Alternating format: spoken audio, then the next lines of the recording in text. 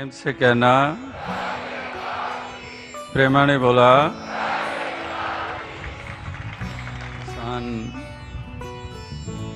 बहुत कुछ लगाकर भी ये आनंद और खुशी हासिल नहीं कर सकता। उन्होंने कला का सहारा लेकर संदेश और पैगाम वही दिए हैं जो पिछले 3 दिनों में आपने गीत कविता व्याख्यान के रूप में सुने। और उस बच्चे ने मराठी भाषा में क्या, हिंदी भाषा में क्या, धारा प्रवाह इस कदर ये संदेश उत्तम दिया। तो बुजुर्ग हो या जवान हो, बहनों का रूप हो या भाइयों का रूप हो, तो वो जो गीत कविता व्याख्यान के रूप में संदेश दिए गए, সন্ত নিরঙ্কারী মিশনের প্রচার প্রসার ও বিশ্বব্যাপী যে খ্যাতি অর্জন করেছে, যার মহিমার দ্বারা তাকে নিয়ে আজকের এই পর্ব। সময় সদ্গুরু বাবা হরদেব সিং জি মহারাজ 1980 সালে বাবা গুরুবচন সিং জি মহারাজ এবং আত্মবলিদানের পর মিশনের ভার গ্রহণ করেছিলেন। এই যুগ পুরুষ বাবাজির কৃপায় সমগ্র মানব জাতি ব্রহ্মজ্ঞান, শান্তি ও মুক্তির বার্তা শুনতে পান ও মিশনেরও উত্তরোত্তর বৃদ্ধি পেতে শুরু করে। হরদেব সিং 1971 সালে নিরঙ্কারী সেবা দলের সদস্য হন। তার পিতা গুরুবচন সিং সন্ত নিরঙ্কারী মিশনের প্রধান ছিলেন। হরদেব সিং 2005 সালে নয়াদিল্লি সন্ত নিরঙ্কারী সরোবর কমপ্লেক্সে নিরঙ্কারী জাদুঘর প্রতিষ্ঠা করেন।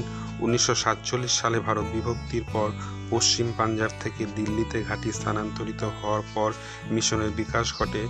2016 সাল পর্যন্ত সারা বিশ্বে মিশনের 2000টি কেন্দ্র এবং লক্ষ লক্ষ সন্ত মহাপুরুষের আবির্ভাব ঘটে। সন্ত মহাপুরুষেরা একে অপরকে মানব পরিবার বলে মান্য করেন।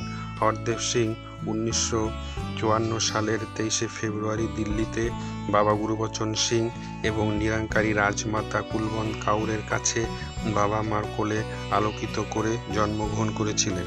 2012 সালে জাতিসংঘ ইউএনএ তাকে বিশেষ পরামর্শমূলক মর্যাদা দিয়ে সম্মানিত করেছিল, যা পরে 2018 সালে পরামর্শমূলক মর্যাদায় উন্নতি হয়েছিল। তিনি 13 মে 2016 সালে একটি অটোমোবাইল দুর্ঘটনায় প্রাণ হারান, যেখানে তিনি কানাডায় সন্ত সমাগমে অংশগ্রহণ করতে গিয়েছিলেন। যদবিন পাবলিক স্কুল পাতিয়ালা, পাঞ্জাব থেকে প্রাথমিক শিক্ষা শেষ করেন এবং পরে রোজারি পাবলিক স্কুল, সন্ত নিরঙ্কারী করণী দিল্লি থেকে স্কুলে পড়াশোনা করেন। দিল্লি বিশ্ববিদ্যালয় থেকে তিনি স্নাতক উপাধি প্রাপ্ত করেন। দিল্লির বার্ষিক নিরঙ্কারী সমাগমের সময় সবিন্দার কাউকে বিয়ে করেন। 1975 সালে সদ্গুরু পৃথিবীদের আবির্ভাব হন মানব কল্যাণ, শান্তি, মুক্তির পথ দেখাতে। নিরঙ্কারী বাবা হরদেব সিং মহারাজ 1980 সালে মিশনের দায়িত্বভার গ্রহণ করবার পর মানব সেবা নিজেকে উৎসর্গ করেন। দেশ বিদেশে বিভিন্ন সামাজিক কাজকর্ম, নূতন ভবন নির্মাণ শুরু করেন। দেশ ও দূর দেশে মিশনের প্রচার প্রসার বৃদ্ধি করেন। সমগ্র বিশ্বের নিরঙ্কারী মিশনের নাম উজ্জ্বল করেন তার অমর সৃষ্টি হরদেব বাণী। তিনি যে মিশনের দৈব দায়িত্ব নির্বাহ করেন তার বিশেষ কিছু মুহূর্ত এবং তার বিচার প্রবাহ।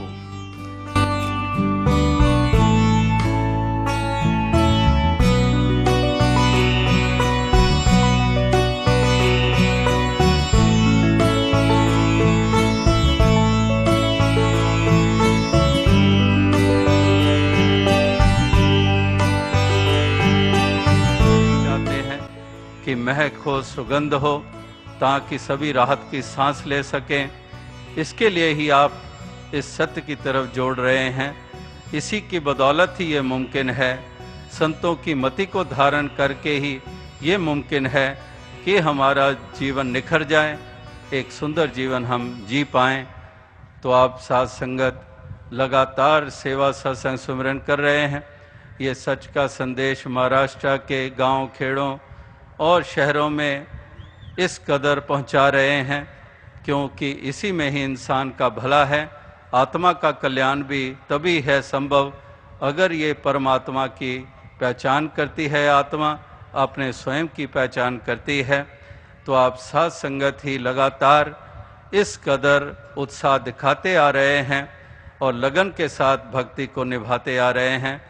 तो अभी क्या, हर बरस जो सर पे दास के सेरा बांधा जाता है थोड़ी देर के लिए ही, तो ये भी साथ संगत इसमें खुशी प्राप्त करती है इसीलिए, वरना तो कई बरसों से दास ये बात दोहरा रहा है कि दरअसल दास का सर का ताज अगर है वो तो साध संगत और निरंकार है।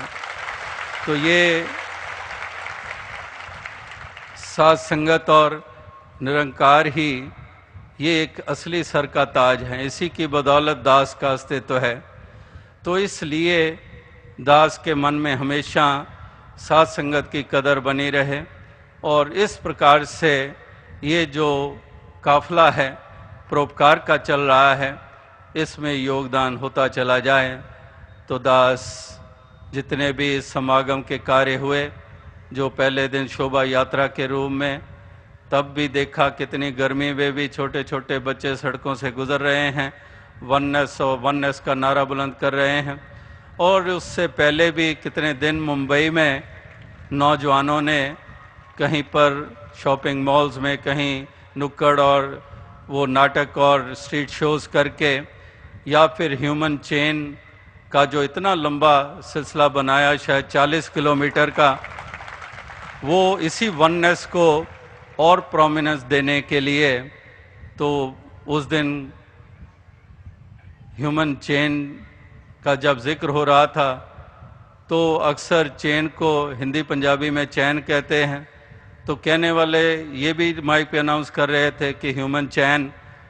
तो दास के मन में यही विचार आया कि अंग्रेज़ी में अगर चेन CHAIN चेन होता है, तो हिंदी वाले चैन को अगर रोमन में लिखें यानी कि इंग्लिश में लिखें, उसके भी स्पेलिंग यही होंगे CHAIN।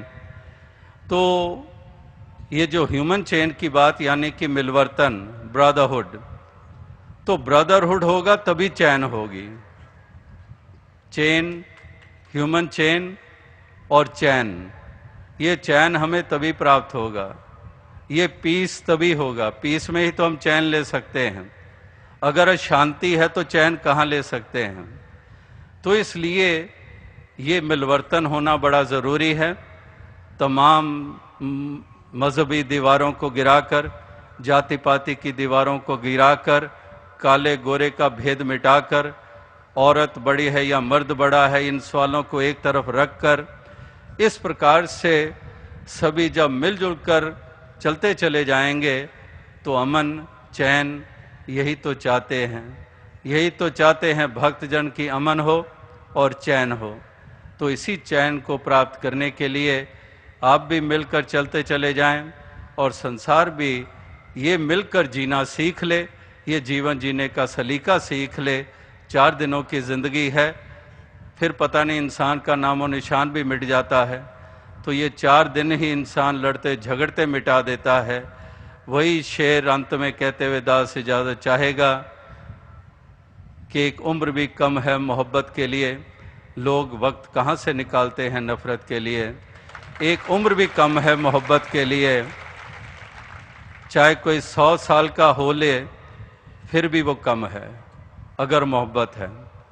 तो अगर मोहब्बत नहीं नफ़रत है और लोगों के पास बहुत समय भी है और जतन भी है नफ़रत को निभाने के लिए, तो लोगों के पास नफ़रत करने के लिए पता नहीं कहाँ से समय निकल आता है।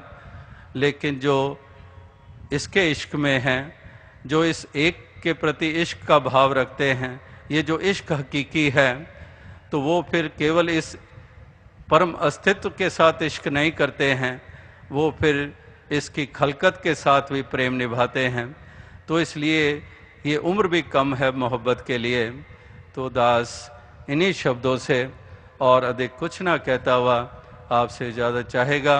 और जैसे दास ने कहा कि जो एक दिन जो पहला बीता, जो उसमें भी आपने दोपहर के बाद समागम का आनंद लिया, और फिर दूसरे दिन आपने सेवा दल की रैली देखी। सेवा दल के जवान जो वॉलंटियर्स हैं, जो स्वयं इच्छा से इस कदर तप त्याग करते हैं, साथ संगत समाज की, देश की सेवा करते हैं, उन्होंने भी इस रैली के रूप में कुछ फिज़िकल और कुछ कल्चरल भी उन्होंने पेशकश की, जिसमें सेवा का महत्व दर्शाया। और इसी प्रकार से फिर कल का दिन जो रविवार का बीता है, तो उसमें भी आपने सत्संग का भरपूर आनंद कल रात्रि तक लिया। और आज सुबह मास मैरिजेस जो 139 जोड़े यहाँ पर इसी स्थान के ऊपर जुड़े, उनका विवाह हुआ और इस कदर सादगी के साथ ये शादी का ये सिलसिला निभाया गया। दो तमाम परिवारों ने अपने आप को इस कदर पेश किया और उसके बाद फिर अब ये जो पीछे शाम से ही समा बीता है, बहुत सुंदर ढंग से बीता है। तो सभी ही, चाहे वो समागम कमेटी के रूप में हैं सदस्य या फिर किसी भी और प्रबंधक के रूप में है, तमाम सेवा दल के अधिकारी जवानों के रूप में है, या फिर तमाम साध संगत जो महाराष्ट्र से ही नहीं बल्कि नुमाइंदगी नॉर्दर्न स्टेट से भी हैं, कहीं पर सदर्न स्टेट से भी हैं, ईस्टर्न स्टेट से भी हैं, नुमाइंदगी है। और अमेरिका, कनाडा, इंग्लैंड इत्यादि से भी, मिडिल ईस्ट से भी कुछ नुमाइंदगी हुई है, लेकिन 98% कह सकते हैं सब महाराष्ट्र के ही हैं। और इस प्रकार से लगातार ये एक संदेश भी आगे पहुंचाते चले जाएं। दातार शक्ति दे, दातार सभी को सामर्थ्य दे, इस तरह से सुंदर जीवन जीते जाएं, खुशियां प्राप्त करते चले जाएं। इसी शुभकामना के साथ दास आपसे इजाज़त चाहेगा। साध संगत जी, धन्य।